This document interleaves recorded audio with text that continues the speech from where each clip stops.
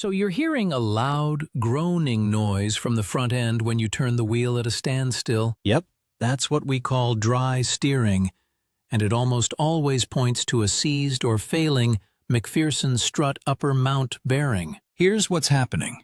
On most front-wheel drive cars, the entire front strut assembly has to pivot as you steer. At the top of that strut, hidden under your hood, there's a bearing that lets it rotate smoothly. Over time, road grit and water get past the seals, wash out the grease, and the small ball bearings inside start to corrode and eventually seize up. When you dry steer, you're putting a whole lot of load on this already weakened part. It squeezes out any remaining grease and tries to force that seized bearing to move. When the bearing can't turn, something else has to give.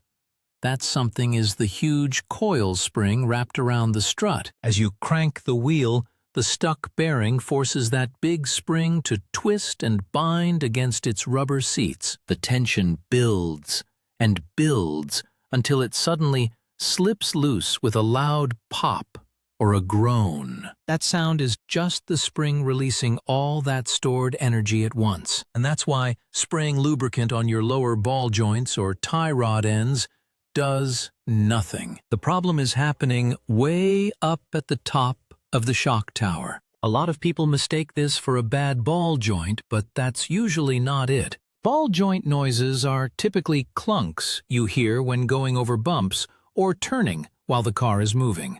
A bad tie rod end might feel loose in the steering, but it doesn't usually make this kind of loud, binding groan. This specific sound, happening only when you turn the wheel while stopped, points right to that strut bearing. You can confirm this yourself in about 30 seconds with a simple two-person test.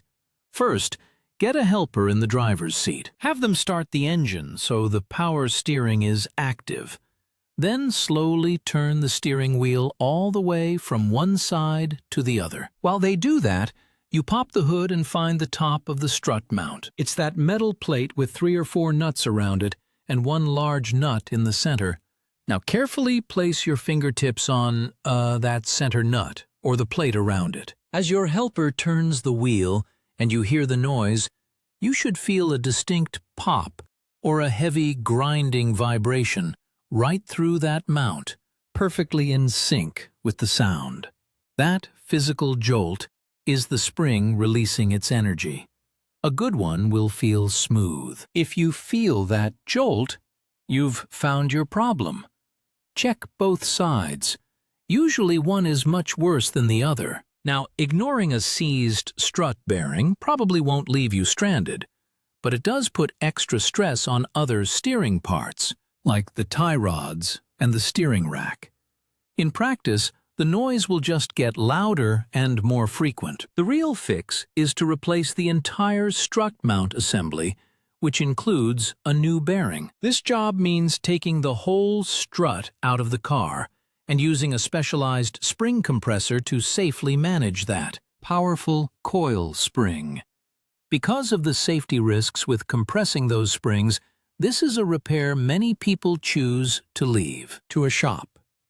The parts themselves aren't too expensive, but the labor and the mandatory front-end alignment you'll need afterward are where the cost is.